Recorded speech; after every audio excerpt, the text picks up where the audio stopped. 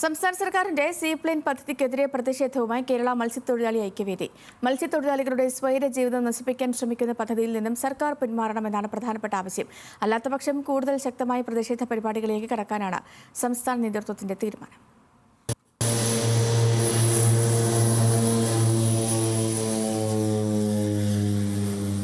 കേരളത്തിന്റെ ടൂറിസം മേഖലയ്ക്ക് പുതിയ ഊർജ്ജം നൽകാൻ സഹായിക്കുമെന്ന് സർക്കാർ അവകാശപ്പെടുന്ന പദ്ധതിക്കെതിരെയാണ് നിലവിൽ മത്സ്യത്തൊഴിലാളികളുടെ ഭാഗത്തു നിന്നും പ്രതിഷേധം ശക്തമായിരിക്കുന്നത്.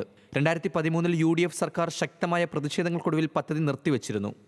അന്നത്തെ CITU സംസ്ഥാന സെക്രട്ടറി അഡ്വക്കേറ്റ് VV ശശീന്ദ്രന്റെ നേതൃത്വത്തിലായിരുന്നു ആലപ്പുഴയിലെ പുന്നമടയിൽ സമരം സംഘടിപ്പിച്ചത്. കൊല്ലം അഷ്ടമുടി കായലിൽ നിന്നും പറന്നുയരുന്ന സീപ്ലെയിൻ മത്സ്യത്തൊഴിലാളികളുടെ പ്രതിഷേധം മൂലം തിരിച്ചിറക്കി.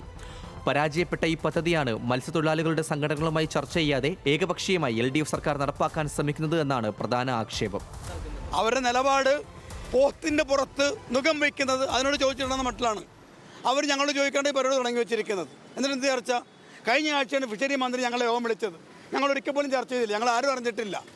അങ്ങേയറ്റം നിഗൂഢമായി ഗവൺമെൻറ് തലത്തിൽ ഉദ്യോഗസ്ഥന്മാർ മാത്രം തീരുമാനിച്ചുകൊണ്ടുവന്ന പദ്ധതിയാണ്. ഞങ്ങളുടെ മേഖല ഞങ്ങൾ ബാധിക്കുന്ന വിഷയമല്ലേ, ഞങ്ങൾ എതിർത്ത് പരാജയപ്പെടുത്തിയ വിഷയമല്ലേ, ഞങ്ങൾ ആലോചിക്കേണ്ടേ? അങ്ങേട്ട് അൺഡെമോക്രാറ്റിക്കായിട്ട് ഗവൺമെൻറ് അത് തന്നെ ഞങ്ങൾക്ക് പ്രതിഷേധമുള്ള കാര്യമാണ്.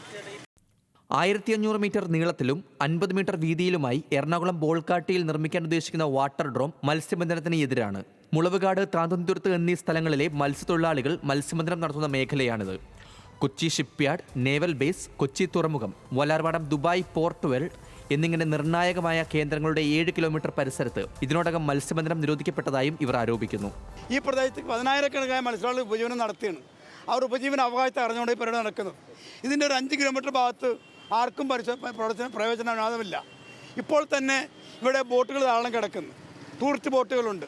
7 കിലോമീറ്റർ ഭാഗത്ത് മത്സ്യബന്ധന നിരോധനമാണ്. അഴിമുഖം മുതൽ തേവരപ്പാലം വരെ ഒറ്റ വഞ്ചിയും പോകാൻ പാടില്ല. അങ്ങനെ പോയ തൊഴിലാളി തല തല്ലിപ്പൊളിക്കുന്ന അവസ്ഥയാണ്.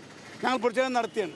മാത്രമല്ല, ഈ പദ്ധതികളുടെ ഭാഗമായി LNG ഭാഗത്ത് ഞങ്ങളുടെ കടവ് വരെ അവർ നിഷേധിച്ചു കളഞ്ഞു. പകരം കടവ് തരാമെന്ന് പറഞ്ഞാൽ ആ പോലും തന്നിട്ടില്ല. അങ്ങനെ മത്സ്യബന്ധന മേഖലയിൽ പൂർണ്ണമായ നഷ്ടമാണ് ഞങ്ങൾക്കുള്ളത്. ഞങ്ങൾ എവിടെ പോയി മീൻ പിടിക്കും? എവിടെ ജീവിക്കും? കേന്ദ്ര സർക്കാരിന്റെ ബ്ലൂ ഇക്കോണമി പദ്ധതി മത്സ്യത്തൊഴിലാളികളെ സംബന്ധിച്ചിടത്തോളം ബ്ലാക്ക് ഇക്കോണമിയായി മാറി. സീപ്ലെയിൻ പദ്ധതി മൂലം വ്യാപക കുടിയൊഴിപ്പിക്കലുകളും പാരിസ്ഥിതിക ദുരന്തങ്ങളും മത്സ്യമേഖലയിൽ അനുഭവിക്കാൻ പോവുകയാണെന്നും പരാതിയുണ്ട്. ഇന്ന് ചേരുന്ന സംസ്ഥാന മത്സ്യത്തൊഴിലാളി ഐക്യവേദി യോഗത്തിലൂടെ തുടർ പ്രതിഷേധങ്ങളിലേക്ക് കടക്കാനാണ് ഇവരുടെ തീരുമാനം. ന്യൂസ് മലയാളം, കൊച്ചി.